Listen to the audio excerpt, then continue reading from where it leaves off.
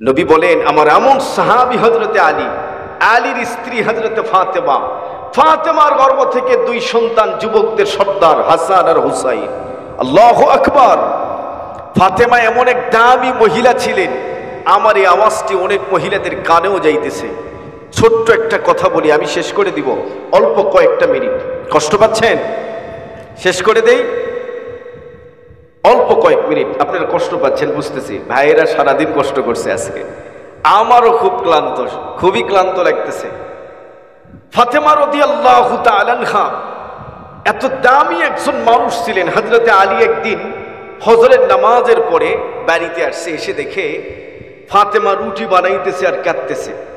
ফাতেমার কান্না দেখে জিজ্ঞেস করলেন, তুমি রুটি বানাও কেন? এই সময় তো কোরআন শরীফ তেলাওয়াত করো, কাঁদতেছো কেন? ফাতেমা বলতেছে, আজকে রাত্রে বেলায় স্বপ্নে দেখি নবী মুহাম্মদুর রাসূলুল্লাহ আমার সামনে দাঁড়িয়েছে নবীজির ইন্তেকালের পর। ফাতেমা ডাক দিয়া বলে, আমি রুমের ভিতরে লক্ষ্য করে দেখি নবীজি রুম থেকে রুমে দৌড়ায়। আমি নবীজিরে জিজ্ঞেস করলাম, বাবা গো, কেন আপনি দৌড়াদৌড়ি করেন? কি হয়েছে বলেন, কাকে আপনি খুঁজতেছেন? নবী আমার ডাক দিয়া বলে, ফাতেমা রে, আমি তো তোরেই খুঁজতেছি। মেয়ে ডাক দিয়া বলে, বাবা কেন আপনি আমারে খুঁজতেছেন? নবী আমার ডাক দিয়া বলে, কলিজার টুকরা সন্তান, তুই আজকে রোজা থাকবি আলীর ঘরে, আর ইফতার করবি আমি নবী মুহাম্মদুর রাসূলুল্লাহর দস্তরখানে। ফাতেমা ডাক দিয়া বলে, স্বামী গো, আমার আর বুঝতে বাকি নাই, আজকে আমার জীবনের শেষ দিন, কারণ নবীজি আমার এই মেসেজ দিয়েছে। যুবক ভাই আমার, নবীজিরে যারা, যে ব্যক্তি একবার স্বপ্নে দেখবে, নবীজিরে স্বপ্নে দেখা মানে জান্নাত ওয়াজিব আর জাহান্নাম তার জন্য হারাম হয়ে যাবে। আল্লাহু আকবার। নবীজির একবার কোনো মানুষ যদি স্বপ্নে দেখে, জান্নাত ওয়াজিব জাহান্নাম হারাম। ফাতেমা ডেকে বলে, জীবনের শেষ সংসার আজকে, অতএব আমি রুটি বানাইতেছি, আপনি আমার সন্তানকে নিয়ে খাওয়াবেন। কখন আজরাইল দাঁড়াবে আমার তো জানা নাই, আপনি রুটি খাবেন, নিজে খাবেন, সন্তানগুলিকে খাওয়াবেন। হযরতে আলী রাদিয়াল্লাহু তাআলা আনহু এমন কথা শুনে চোখ থেকে পানিগুলো পড়তেছে। হযরতে আলী হাউমাউ করে কাঁদতে শুরু করলেন, কারণ ফাতেমার মতো স্ত্রী পাওয়া দুনিয়ার জমিনে বড় কঠিন, ঠিক কিনা বলেন? ফাতেমা জীবনে কখনো কোনোদিন আলীর সাথে বেয়াদবি করে নাই, জীবনে কখনো কোনোদিন জোরে আওয়াজে কথাও বলে নাই। হযরতে আলী কাঁদতেছে, ফাতেমা দুনিয়া ছেড়ে বিদায় হয়ে যাবে, নবী তো নাই, ফাতেমাও যদি চলে যায় আমি বড় অভাবী হয়ে যাব। হাসান হুসাইন কারে মা মা বলে ডাকবে, এমনিতেই নানার জন্য তারা পাগল, এরপরে তারা যখন মা হারিয়ে ফেলবে তারা আরো পাগল হয়ে যাবে। হযরতে আলীর কান্না, ফাতেমাও কাঁদতেছে, হযরতে আলীও কাঁদতেছে। হাসান আর হুসাইন দৌড়ে আসছে, বাবার কান্না মার কান্না, দুইজন দুই দিকে বসে ডাক দিয়া বলে, বাবা মাগো কেন কান্দো, কি হয়েছে বলো? হাসান হুসাইন ডাক দিয়া বলে, বাবা সত্যি করে বলো তো কেন কাঁদতেছ?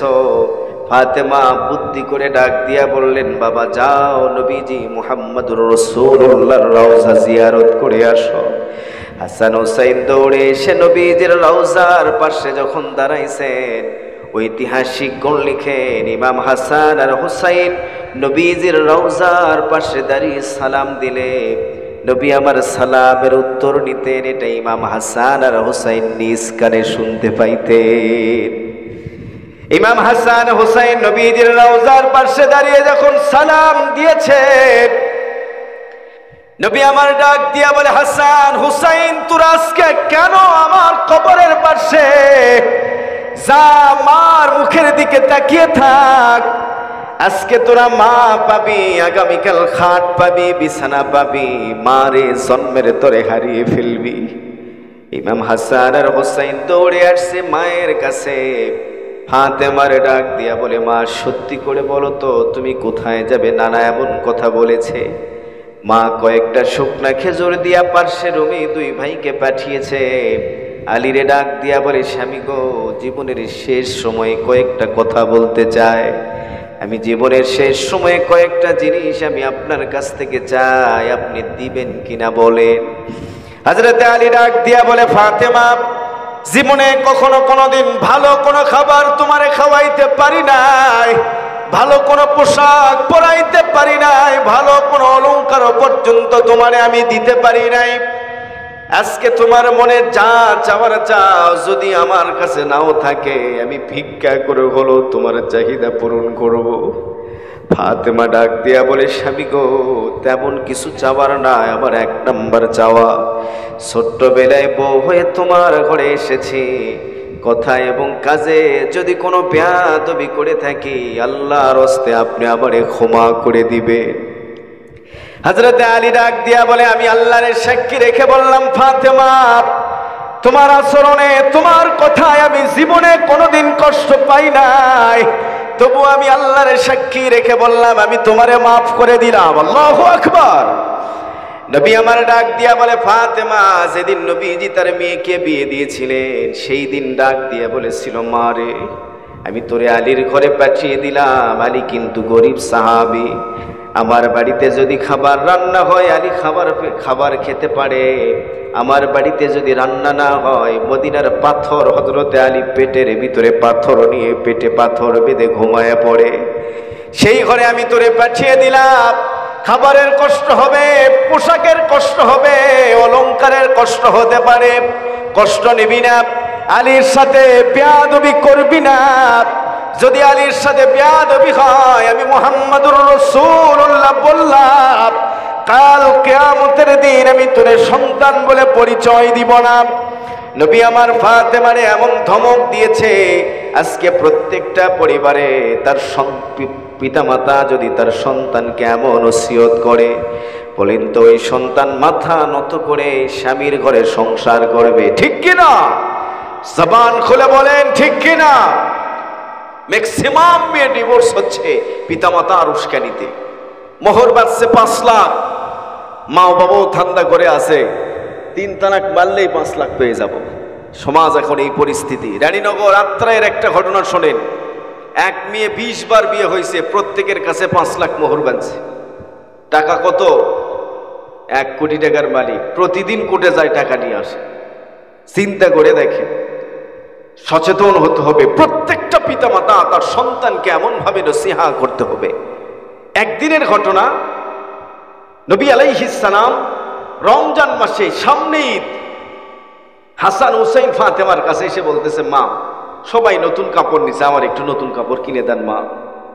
ফাতেমা রাদিয়াল্লাহু তাআলা আনহা বলতেছিল যে, তুই আমারে বলিস, বাবরে বলতে পারিস না? তো 2 জন হযরতে আলীর কাছে যখন বলতে আসছে, আলী এই কথা শুনে শরমে মসজিদ ঘর থেকে বের হয়ে গেছে। জহরের ওয়াক্ত হয়ে গেছে, আসরের ওয়াক্ত এসেছে, মাগরিব এসেছে, হযরতে ফাতেমা ইফতার নিয়ে বসে আছে, হযরতে আলীর কোনো খবর নাই। শুধুমাত্র 1 গ্লাস পানি নিয়ে ইফতার পান করেছে, ইফতার করেছে, রোজা ভেঙেছে, তারাবির নামাজ পার হয়ে যায়, হযরতে আলী রাদিয়াল্লাহু তাআলা আনহুর কোনো খবর নাই। লক্ষ্য করে দেখা গেল হযরতে ফাতেমা হাসান আর হুসাইন রে ডাক দিয়া বলে, চল, তোর বাবা এখনো বাড়িতে আসলো না, তোর নানার কাছে চল। 2 ভাইরে নিয়ে চলে আসছে মা ফাতেমা রাদিয়াল্লাহু তাআলা আনহা। মুহাম্মাদুর রাসূলুল্লাহর পাশে দাঁড়িয়ে ডাক দিয়া বলে, বাবা, এই ব্যাপার আমি এমন কথা বলেছি, আলী তখন বের হয়েছে, এখনো পর্যন্ত আলী আর বাড়িতে ঢোকে নাই। নবী আবার কান্দে আর ডাক দিয়া বলে, ফাতেমা, আলী যদি মাফ না করে, আমার আল্লাহ কিন্তু তোরে মাফ করবে না। কেন এমন কথা বলেছিস বল মা, দেখি আমি কি করতে পারি। নবী আমার বের হয়েছেন, মসজিদ নববীতে লক্ষ্য করে দেখে, মসজিদ নববীর আঙ্গিনায় হযরতে আলী রাদিয়াল্লাহু তাআলা আনহু বসা। নবী আমার 1 পা 2 পা করে আলীর কাছে এসে ডাক দিয়া বলে, আলী রে, ইফতার করেছি। হযরতে আলী বলে, নাম ইয়া রাসূলুল্লাহ, ও নবীজি। নবী আমার ডাক দিয়া বলে, আলী রে, ফাতেমারে তোর ঘরে বিয়ে দিয়েছি, আমার ছোট্ট কলিজার টুকরা মা হারা সন্তান। ফাতেমা যদি কোনো অন্যায় করে থাকে, কোনো অপরাধ করে থাকে, আলী তোর 2টা পা আমার সামনে দে, আমি মুহাম্মাদুর রাসূলুল্লাহ তোর 2টা পা ধরে তোর কাছ থেকে মাপ চেয়ে নিব। নবী আমার চোখের পানিগুলো ছেড়ে কান্দে। হযরতে আলী বলে, আমি আলী কুরবানি হয়ে যাব রাসূল, আমার পা আপনি ধরবেন, এমন কথা আপনি কেন বলেছেন? হযরতে আলী কাঁদতেছে। নবী আমার ইশারা দিয়েছে, ফাতেমা রে যা হযরতে আলীর পা জড়িয়ে ধর। হাসান আর হুসাইন রে ডাক দিয়া বলে, যা বাবার পা জড়িয়ে ধর। দুইজন দুই দিকে দুই পা ধরেছে। ফাতেমা পা ধরে কান্দে আর ডাক দিয়া বলে, অপরাধ করেছি, ভুল করেছি, দয়া করে আপনি আমারে মাফ করে দিবেন। যুবক ভাই আমার, ওই পরিবারটাকে তো আমার আল্লাহ জান্নাত বলেছেন। যেই পরিবারে স্ত্রী স্বামীর বাধ্যগত স্ত্রী, যেই পরিবারে স্ত্রী স্বামীর বাধ্যগত ভাবে চলে, ঠিক কিনা? নবীজি ফাতেমারে এমন কথা বলেছেন। এজন্য প্রত্যেকটা মেয়েদেরকে আদর্শবান বানাইতে হতে হলে বানানো দরকার। অধিকাংশ মেয়েরা অভদ্র এবং বেয়াদব হওয়ার পিছনে মোবাইল দায়ী হয়ে গেছে। আপনার মেয়ে, আপনার পরিবারের সন্তান আজকে ইউটিউব ফেসবুক ব্যবহার করে চরিত্র নষ্ট হয়ে গেছে। ফাতেমা রাদিয়াল্লাহু তাআলা আনহা ডাক দিয়া বলে, স্বামী গো, যদি অন্যায় করে থাকি আপনি দয়া করে আমারে মাফ করে দিলাম, বলো তুমি আমার কাছ থেকে আর কি চাও? হযরতে ফাতেমা বলে, আমি যখন দুনিয়া থেকে বিদায় নিব, আমার ইন্তেকালের পরে আপনি মাইকিং করবেন না, এলান করবেন না, মানুষজনকে না জানিয়ে ঘরের ভিতরে গোসলের কাজ কমপ্লিট করে রাতের অন্ধকারে আপনি আমারে কবরের ভিতরে দাফন করবেন। দুনিয়ার কোনো মানুষ যেন আমারে না দেখে আমার খাটখানা যেন বহন না করতে পারে। আপনি এবং আমার দুই সন্তান মিলে আমার খাটটা বহন করবেন, আমার কবরের ভিতরে গোপনে আপনি নামাবেন। হযরতে আলী ডাক দিয়া বলে, ফাতেমা জান্নাতের সর্দারনি দুনিয়া ছেড়ে বিদায় হয়ে যাবে, দুনিয়ার কোনো মানুষ জানবে না, দেখবে না, এটা কেমন হতে পারে বলো? ফাতেমা ডাক দিয়া বলে, স্বামী গো, দুনিয়ার মানুষের কাছে আপনারা ছোট বানানোর জন্য বলি নাই, আমি এই কারণে বললাম, আমি ফাতেমা যখন দুনিয়া ছেড়ে বিদায় হয়ে যাব, কাপড়ের উপর দিয়ে মানুষ যখন আমারে দেখবে, তাহলে সকলে জানবে আমি মোটা ছিলাম না চিকন ছিলাম, আমি লম্বা ছিলাম না খাটো ছিলাম, এটা বুঝবে। আমার আল্লাহ যদি জিজ্ঞেস করে উত্তর দেওয়ার মতো কোনো বুদ্ধি আমার থাকবে না। হযরতে আলী রাদিয়াল্লাহু তাআলা আনহু ডাক দিয়া বলে, আচ্ছা বুঝলাম, তোমার আর কিছু চাহিদা আছে কিনা বলো? ফাতেমা বলে, চতুর্থ নাম্বার চাওয়া, আমার ইন্তেকালের পরে আপনার বিয়ে করার প্রয়োজন পড়বে, আপনি বিয়ে করবেন। আমি নিষেধ করি না, তবে একটা ওসিয়ত করে যাই, সপ্তাহে একটা দিন আমার সন্তানগুলিকে আপনি নেবেন, দুইজনকে দুই পার্শ্বে বসাবেন, অন্তত দুইজনকে রাতে যখন ঘুমাবেন, দুজনার মাথা যেন আপনার বুকের উপরে থাকে, তারা যেন একটা রাত বাবার বুকের উপরে মাথা দিয়ে ঘুমাইতে পারে। হযরতে আলী বলে, আর কোন ওসিয়ত আছে? ফাতেমা ডাক দিয়া বলে, আমার ইন্তেকালের পরে প্রত্যেকটা জুমার দিন আমার দুই সন্তানকে দুই হাত দিয়ে ধরে আমার কবরের পাশে দাঁড়াবেন, প্রত্যেকটা জুমার দিন আমার কবরটা আপনি জিয়ারত করবেন। যুবক ভাই আমার, একটা হাদিস বলে যায়, কোন সন্তান যদি প্রত্যেকটা জুমার দিন পিতামাতার কবর জিয়ারত করে, নবী আমার বলেন, ওই সন্তানটারে আমার আল্লাহ কিয়ামতের দিন জান্নাতকারদের কাতারে দাঁড় করে দিবেন। বিশ্ব নবীর সাহাবী হযরতে আলী ফাতেমার সাথে গল্প করতেছেন। ফাতেমা রাদিয়াল্লাহু তাআলা আনহা সমস্ত কথাগুলি বললেন, স্বামীর কাছে মাপ চাইলেন, ওযু করলেন, জায়নামাজে দাঁড়িয়েছে, নামাজ কমপ্লিট করার পরে তাশাহুদের সুরতে বসেছেন। আজরাইল ফাতেমার সামনে দাঁড়িয়েছে, দেহ নামক পিঞ্জিরা থেকে প্রাণটা বের করে জান্নাতে পৌঁছা দিয়েছেন। ফাতেমা দুনিয়া থেকে বিদায় হয়ে গেছেন। বিশ্বস্ত মহিলাদেরকে নিয়ে গোসলের কাজ কমপ্লিট করলেন। রাত গভীর হয়ে যায়। হযরতে আলী রাদিয়াল্লাহু তাআলা আনহু ফাতেমার খাটটা জান্নাতুল বাকিতে নিবেন। খাটটির হাতুলি হলো 4টা, কিন্তু হাসান হুসাইন দুইজনে, হযরতে আলী একজন, ছোট্ট দুই বাচ্চা খাটটির হাতুলি উঠাইতে পারে না। হযরতে আলী একদিকে ধরেছেন, ডান দিকে উঠাইলে বাম দিকে কাত হয়, বাম দিকে উঠাইলে ডান দিকে কাত হইতেছে, ডান দিকে উঠাইলে বাম দিকে কাত হইতেছে। হযরতে আলী বড় বিপদে পড়লেন। রাত 2টার কাছাকাছি বাজতেছে, ফাতেমারে কখন কবরে নিয়ে যাব। এমন সময় হযরতে আলী দরওয়াজার ভিতরে কে জানি টোকা দিয়ে বলতেছে, আলী রে দরওয়াজা খোল। আল্লাহু আকবার। আলী রে ডেকে বলে, আলী দরওয়াজা খোল। হযরতে আলী বললেন, কেন, কে আপনি? হযরতে আলী বললেন, কে আপনি, আপনার পরিচয় কি? আমি তো কোনো এলান করি নাই, কোনো মাইকিং করি নাই। বাহির থেকে আওয়াজ আসে, আলী রে রাত হয়ে গেছে, হযরতে ফাতেমার কবরটা, ফাতেমার দেহটা কবরে জান্নাতুল বাকিতে নিতে হবে। হযরতে আলী বলে, আপনি কে, আপনার পরিচয়টা ওপেন করেন। হযরতে আলী বলে, আপনি কে, আপনার পরিচয়টা ওপেন করেন, আপনারে কে পাঠাইছে? সাহাবী রাগ দিয়া বলে, আলী রে আমি আসি নাই, আমারে পাঠানো হয়েছে। কে পাঠাইছে? হযরতে আলী রাদিয়াল্লাহু তাআলা আনহু দরওয়াজা খুলে দেখে নবীজির দরবেশ সাহাবী হযরতে আবু যর গিফারি দাঁড়িয়ে আছে। আবু যর গিফারি রাদিয়াল্লাহু তাআলা আনহু দাঁড়িয়ে ডাক দিয়া বলে, আলী রে আমি প্রত্যেকটা দিন এশারের নামাজের পরে খুব তাড়াতাড়ি আমি ঘুমিয়ে যাই। আজকেও আমি সে আমল করে যখন ঘুমিয়ে গেলাম, আমি ঘুমের ঘরে স্বপ্নের ভিতরে দেখি নবী মুহাম্মাদুর রাসূলুল্লাহ আমার দরওয়াজার সামনে দাঁড়িয়ে আছে।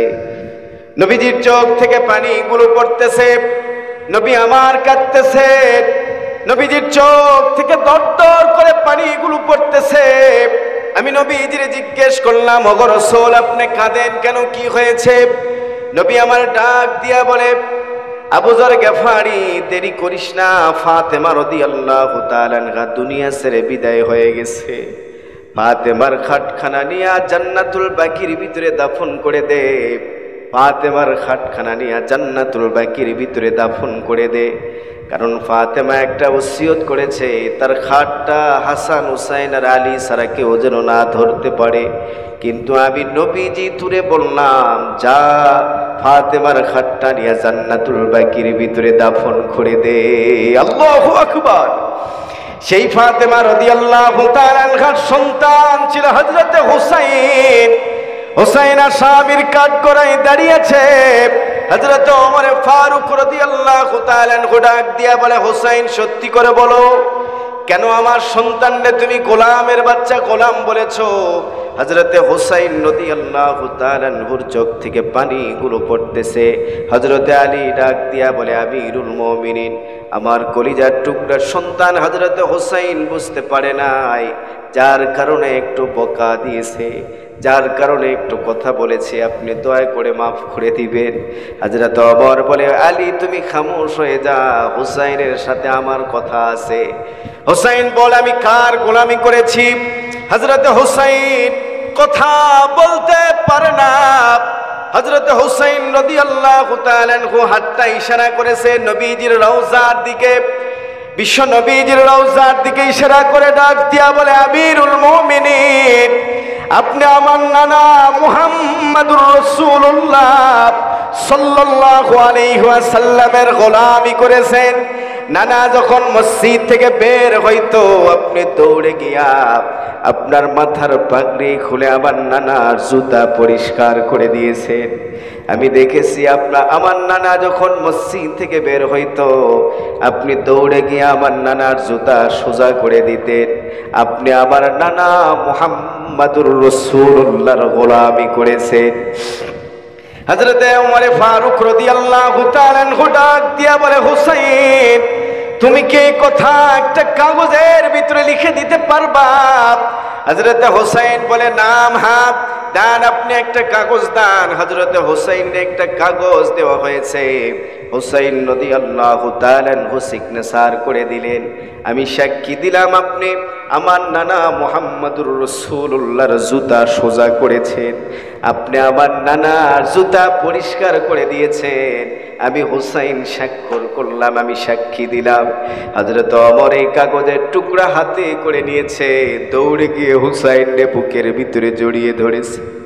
হুসাইনকে ডাক দিয়া বলে, হুসাইন আয় আমার বুকে আয়। এতক্ষণ পর্যন্ত তোর উপরে অনেক জবান দিয়ে কথা বলেছি, তোর হৃদয়ে অনেক আঘাত দিয়েছি।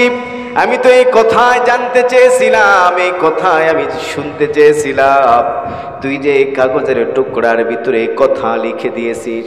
হুসাইনকে কোলে করে নিয়ে হযরত ওমর ডাক দিয়া বলে, ও মদিনার সাহাবায়ে কেরাম, আমার হাতে যে কাগজের টুকরা তোমরা দেখতেছ, এই কাগজের টুকরা কিন্তু দুনিয়ার সাধারণ কোনো কাগজের টুকরা নয়। দুনিয়ার ভিতরে আমি জান্নাতটারে ক্রয় করে নিলাম। আমার আল্লাহ যদি আমারে জিজ্ঞেস করে, হুসাইন তুই আমার কাছে, আমার আল্লাহ যদি জিজ্ঞেস করে, ওমর তুই আমার কাছে কি নিয়ে এসেছিস, আমি আমার আল্লাহরে ডাক দিয়া বলো, আল্লাহ আমার তেমন কোনো আমল নাই, তবে জান্নাতের যুবকদের সর্দার নবী মুহাম্মদুর রাসূলুল্লাহর প্রিয় নাতি হযরত হুসাইন নিজেই কাগজের ভিতরে সিগনেচার করে দিয়েছে, আমি আপনার বন্ধু মুহাম্মদুর রাসূলুল্লাহর গোলামি করেছি, জুতা সোজা করে দিয়েছি, মাথার পাগড়ি খুলে জুতাটা পরিষ্কার করে দিয়েছি। এর থেকে বড় আমল আমার জীবনে আর কিছুই হতে পারে না। হযরত ওমর বলে, আমি জান্নাতটারে দুনিয়ার ভিতরে ক্রয় করে নিলাম। এ যুবক ভাই, ওমরের মতো সাহাবী যার থিওরির উপরে আমার আল্লাহ 18 থেকে 20টি আয়াত নাযিল করেছে, সেই ওমর রাদিয়াল্লাহু তাআলা আনহু পর্যন্ত দুনিয়ার ভিতরে জান্নাত পাওয়ার জন্য বাহানা তালাশ করেছে। আমরাও দুনিয়ার ভিতরে ছোট্ট ছোট্ট বাহানা তৈরি করব, পরকালে যেন আমার আল্লাহ ওই বাহানার কারণে আমাদেরকে মাফ করে দেয়, ঠিক কি না? আমরা ছোট্ট ছোট্ট বাহানা তালাশ করব। এইখানে যে আমরা এতক্ষণ সময় ধরে বসলাম, ওয়াল্লাহি আল্লাহর কসম, এই বসা যদি ইখলাসের সাথে হয়ে থাকে, আল্লাহ পাক চাইলেই বসার দ্বারা আমাদের জীবনের সব গুনাহ মাফ করে দিতে পারে। কিয়ামতের দিন আল্লাহ যদি আপনারে জিজ্ঞেস করে, কি নিয়ে আসছিস বল আমার কাছে, তখন আপনার ভালো কথাগুলি মনে হবে, কেরে ভালো কি কাজ করছি, নিজের ডায়েরিগুলি খুঁজবেন, এই কথাটা মনে হবে যে এই সময় থেকে এই সময় আমি দিনই মাহফিলে বসে আল্লাহ তোমার রসুল তোমার কথা শুনেছি, এর থেকে বড় আমল আমার কিচ্ছু নাই, তুমি মাফ করলে করো, না করলে জাহান্নামে দাও। আল্লাহ চাইলে কিয়ামতের দিন আল্লাহ চাইলে সাথে সাথে মাফ করে দিবে। বুখারীর এক বর্ণনা এসেছে, হাজার হাজার মানুষ যখন জাহান্নামের কাতারে দাঁড়িয়ে যাবে, আল্লাহ ওই মানুষগুলিকে মাফ করার একটা ওসিলা খুঁজবেন। তখন ওই মানুষগুলির ভিতরে একজন আলেমকে নিয়ে যাওয়া হবে, আলেম। তো ওই জাহান্নামী কাতারের ভিতর থেকে একজন বলবে, হুজুর আপনি আমারে চিনেন? তো এই হুজুরটাকে দেখবো তো পুরা সাকাটি হয়ে গেছে, কালো কুশ্রী। জিজ্ঞেস করবে, কে আপনি? বলে, আমি অমুক দোকানদার ছিলাম, হুজুর আমি আপনারে মোহাব্বত করতাম, ভালোবাসতাম, আপনি আমার দোকানে বসতেন, হুজুর দয়া করে দেখেন তো কিছু করা যায় কিনা। হুজুর সাথে সাথে আল্লাহরে বলবে, আল্লাহরে মাফ করে দেন। আল্লাহ চাইবে, এই জন্য ওই আলিমকে ওই দিক দিয়ে নিয়ে যাওয়া হবে, সাথে সাথে আল্লাহ তারে মাফ করে দিবে। আল্লাহু আকবার। আমি দাওরার বছরে আজ থেকে 7 থেকে 8 বছরের আগের কথা, আমার শাইখুল হাদিস আসাদুল্লাহ সাহেব হুজুর আজকে যেখানে বয়ান করলেন, ওই হুজুর আর আমি ডিসি সাহেবের অফিসে যাচ্ছিলাম। হুজুর একটা কাজে বের হয়েছে, আমার সাথে নিয়েছে। তো আমি যখন ঢুকতেছিলাম, ডিসি সাহেব বের হচ্ছেন, তো সকলে বলতেছে, হুজুরও বলতেছে, ওই যে ডিসি সাহেব চলে গেল বা, আমারে বলতেছে ডিসি সাহেব তো চলে গেল রে বা। তাই আমি বললাম, হুজুর কিয়ামতের দিন যখন কিয়ামত কায়েম হয়ে যাবে, তখন আপনি যখন বের হবেন, তখন সবাই বলবে, ওই যে শাইখুল হাদিস আসাদুল্লাহ যাইতেছে। আল্লাহু আকবার। ঠিক এই আলিমগুলোকে কিয়ামতের দিন আপনার সামনে দিয়ে নিয়ে যাওয়া হবে। একটু মোহাব্বত রাখেন, তাওয়াল্লুক সম্পর্ক রাখেন, ওলামায়ে কেরামদেরকে সুপ্রিম পাওয়ার দেওয়া হবে কিয়ামতের দিন। আল্লাহ চাইবে কোন আলিম সুপারিশ করা মাত্রই মানুষ জান্নাতি। হাদিস সহিহ বুখারীর বর্ণনা এসেছে, স্পষ্ট সহিহ হাদিসের ভিতরে আসছে। আমরা মানুষ, আমাদের ভুল হতেই পারে, আমরা মানুষ, আমাদের ভুল হতে পারে, সামাজিকভাবে আমরা মানুষ, ভুল ভ্রান্তি আমাদের প্রত্যেকটা মানুষের হবে, ঠিক কিনা বলেন? ভুলের ঊর্ধ্বে আমরা কেউ নয়। এই মাদ্রাসার খাদেম মাত্র আমরা খাদেম, মাদ্রাসা আপনাদের। এই মুহূর্তে মাইক থেকে উঠে মাদ্রাসায় যেতে পারবো কিনা এর কোনো গ্যারান্টি নাই, হতেও পারে জীবনের শেষ এলান এখানে। এক মাহফিল এরকম মোনাজাত শেষ করার পরে দেখি কয়েক মানুষ গোল করে দাঁড়িয়ে আছে, পরে কাছে গিয়ে দেখলাম ওই মানুষ দুনিয়া ছেড়ে বিদায় হয়ে গেছে। সুস্থ মানুষ সামনে বসে বয়ান শুনছে, মাহফিল ভাঙার আগেই সে দুনিয়া থেকে বিদায় হয়ে গেছে। এখান থেকে বের হতে পারবো কিনের কোনো গ্যারান্টি নেই, আমিও পারবো কিনের কোনো গ্যারান্টি নেই। অতএব এই মাদ্রাসার শুধুমাত্র খাদেম আমরা এই 3 হুজুর। মাদ্রাসার দিক নির্দেশনা দেওয়ার সমস্ত ক্ষমতা আপনাদের, ভালো মন্দ সব কথা আল্লাহ পাক যেন আপনাদের ভিতর থেকে এই মেধা, এই জ্ঞান যেন আমাদের ভিতরে যেন আপনারা দিবেন, আমরা সে অনুযায়ী মাদ্রাসা পরিচালনা করার চেষ্টা করব। ওমা তৌফিক ইল্লা বিল্লাহ, আল্লাহ যেন তৌফিক দান করেন। जो अल्लाह का होगा उसका अल्लाह होगा, যে ব্যক্তি আল্লাহর হবে আল্লাহ তার হয়ে যাবে। এজন্য সম্মানিত সুধী, আমি একটু সময় বোধহয় একটু হলো আপনাদের কষ্ট হয়ে গেল, তাই না? খাস করে মাফ করে দিয়েন। আমরা সকলে ইস্তেগফার করি, আস্তাগফিরুল্লাহ রাব্বি মিন কুল্লি যামবি ওয়া আতুবু ইলাইহি, লা হাওলা ওয়ালা কুওয়াতা ইল্লা বিল্লাহিল আলিয়্যিল আযীম। আল্লাহুম্মা সাল্লি ওয়া সাল্লিম আলান নাবিয়িল উম্মি ওয়া আলা আলিহি ওয়া আসহাবিহি ওয়া বারাকা ওয়া সাল্লাম। اللهم صل وسلم على النبي الأمي وعلى آله وأصحابه وبارك وسلم। আমরা দোয়া করব, অনেকেই দোয়া চেয়েছেন, সকলেই সবার জন্য আমরা দোয়া করব, এলাকার সব মানুষের জন্য দোয়া করব। আল্লাহুম্মা আমিন। ربنا ظلمنا أنفسنا وإن لم تغفر لنا وترحمنا لنكونن من الخاسرين ربنا فاغفر لنا ذنوبنا وكفر عنا سيئاتنا وتوفنا مع الأبرار। রব্বুল আলামিন আল্লাহ तमाम পৃথিবীর ভিতরে সমস্ত মুসলিম মুসলিমাত যারা কবরের ভিতরে শহীদ হয়ে আছে, আল্লাহ সমস্ত মুসলিম মুসলিমাতের কবরের আযাবগুলো তুমি মাফ করিয়া দাও।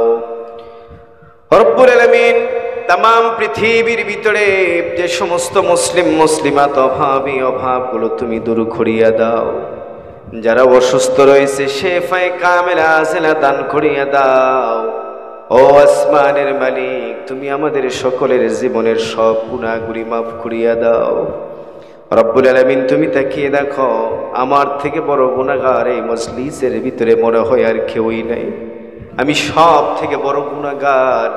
আয় আল্লাহ, গুনাহ মাফ চাওয়ার কোনো যোগ্যতাও আমার ভিতরে নাই রে মালিক। রব্বুল আলামিন আমি তোমার কুদরতের পা জড়িয়ে ধরে বললাম, আল্লাহ তুমি আমার এই সমস্ত ভাইয়ের সবার জিন্দেগির সমস্ত গুনাহগুলিকে মাফ করিয়া দাও। রব্বুল আলামিন এলাকার প্রত্যেকটা ভাইদের জীবনের সমস্ত গুনাহগুলি মাফ করিয়া দাও। এলাকার প্রত্যেকটা নর নারীর জীবনের সব গুনাহগুলিকে মাফ করিয়া দাও। আল্লাহ সমস্ত নর নারীদেরকে, সমস্ত তোমার বান্দা বান্দীদেরকে হেদায়েত দান করিয়া দাও। তোমার দ্বীনের পথে আসার তুমি তৌফিক দান করিয়া দাও। রব্বুল আলামিন যেভাবে দ্বীনের খেদমত করার কথা ছিল করতে পারি না, আল্লাহ তুমি আমাদেরকে ক্ষমা করে দাও রে মালিক। যেভাবে দ্বীনের মেহনত করলে তুমি খুশি হবে, সেইভাবে মেহনত করার তুমি তৌফিক দান করিয়া দাও। রব্বুল আলামিন আল্লাহ এলাকার ভিতরে যত মাদারিস রয়েছে, যত মাদ্রাসা রয়েছে, সমস্ত মাদ্রাসাগুলোকে তুমি কবুলের মঞ্জুর করিয়া নাও। আয় আল্লাহ যতগুলি মাদ্রাসার অভাব অনটন রয়েছে, সমস্ত অভাব অনটনগুলোকে তুমি দূর করিয়া দাও। রব্বুল আলামিন এলাকায় যত মসজিদ রয়েছে, তোমার ঘর মসজিদে অনেক কাজ পড়ে রয়েছে, আয় আল্লাহ ওই কাজগুলি তুমি সম্পূর্ণ করার তৌফিক দান করিয়া দাও। বিশেষ করে গোপীনাথপুর বাজার মসজিদ সংস্কার করা হইতেছে, আয় আল্লাহ এই মসজিদটারে গায়েবী খাজানা থেকে তুমি সাহায্য সহযোগিতা করো মালিক।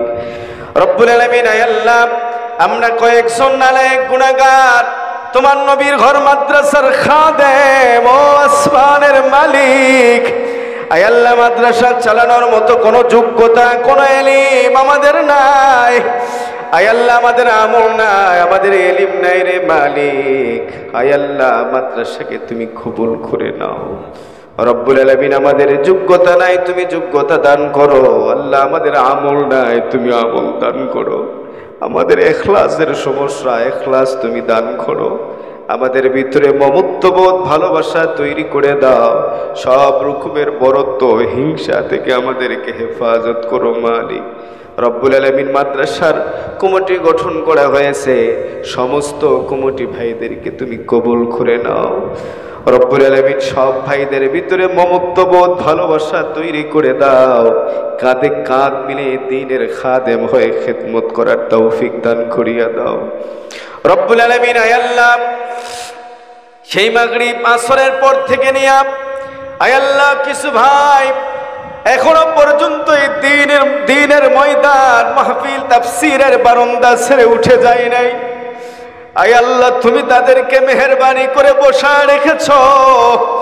ও আসমানের মালিক, আয় আল্লাহ, সামিয়ানার ভিতরে যারা রয়েছে বিশেষ করে খাস রহমত দিয়ে দাও। আয় আল্লাহ, অসুস্থ যারা রয়েছে শেফায়ে কামিল আজেলা দান করিয়া দাও। আয় আল্লাহ, জিন্দেগীর সমস্ত গুনাহগুলিকে মাফ করিয়া দাও। ও আসমানের মালিক, আল্লাহ সুস্থতার সাথে হায়াতের ভিতরে বরকত বাড়িয়ে দাও। আল্লাহ, আমার সব ভাইকে তুমি জান্নাতি মেহমান বানিয়ে দাও, সবাইকে তুমি জান্নাতি হিসেবে কবুল আর মঞ্জুর করিয়া নাও। রব্বুল আলামিন আয় আল্লাহ, সর্বোপরি দরখাস্ত মাদ্রাসায় যারা দান করেছে প্রত্যেকের দানগুলোকে তুমি কবুল আর মঞ্জুর করিয়া নাও। আর আল্লাহ, খাস করে মাদ্রাসার অভাব রয়েছে, অভাবগুলি তুমি দূর করার তৌফিক দান করিয়া দাও। মাদ্রাসা ঋণের ভিতরে রয়েছে, ঋণ পরিশোধ করার তুমি সুযোগ করিয়া দাও। রব্বুল আলামিন প্রত্যেকটা মানুষের ভিতরে এই মাদ্রাসার মহব্বত ভালোবাসা তৈরি করে দাও। আয় আল্লাহ, তুমি আমাদের সকলের জীবনের সব গুনাহগুলি মাফ করিয়া দাও। আল্লাহ, আমাদের পিতামাতার কবরের আযাবগুলো তুমি মাফ করিয়া দাও। আয় আল্লাহ, আমাদের পিতামাতার কবরের আযাবগুলো মাফ করিয়া দাও। আয় আল্লাহ, অনেকেই আয় আল্লাহ মা হারা সন্তান রয়েছে, বাবা হারা সন্তান রয়েছে, আবার অনেকেই রয়েছে নিজের কলিজার টুকরা সন্তানকে নিজ হাতে দাফন করেছে। পৃথিবীর ভিতরে সব থেকে ভারী জিনিস হলো নিজের সন্তানের দেহ বহন করা, নিজের সন্তানকে কবরের ভিতরে দাফন করা। রব্বুল আলামিন অনেকেই রয়েছে, অনেক ভাই নিজ হাতে কলিজার টুকরা সন্তানকে কবরের ভিতরে রেখেছেন মালিক। আয় আল্লাহ, তুমি তো বলেছ যাদের সন্তান অল্পতেই দুনিয়া ছেড়ে বিদায় হয়ে যায় মাসুম অবস্থায়, ওই সন্তানের ওসিলায় পিতা মাতারে তুমি মাফ করিয়া দাও, জান্নাতি বানায় দাও। আয় আল্লাহ, যাদের সন্তান দুনিয়া ছেড়ে বিদায় হয়েছে ধৈর্য ধারণ করার তুমি তৌফিক দান করিয়া দাও। ওই সন্তানের ওসিলায় ওই পিতামাতা সহ আত্মীয় স্বজনকে তুমি মাফ করিয়া দাও। রব্বুল আলামিন আল্লাহ, তুমি আমাদের সকলের জীবনের সব গুনাহগুলিকে মাফ করিয়া দাও। আয় আল্লাহ, আমরা অনেক গুনাহগার, আমাদের গুনাহগুলি মাফ করিয়া দাও। আমরা কত গুনাহ করিয়াছি জীবন ভরিয়া, ভাষায় তাহা প্রকাশ হয় না হিসাব করিয়া। দণ্ডটি খাইছি তোমার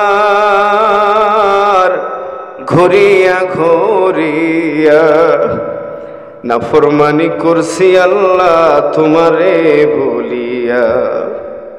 ভালো থাকি মন্দ থাকি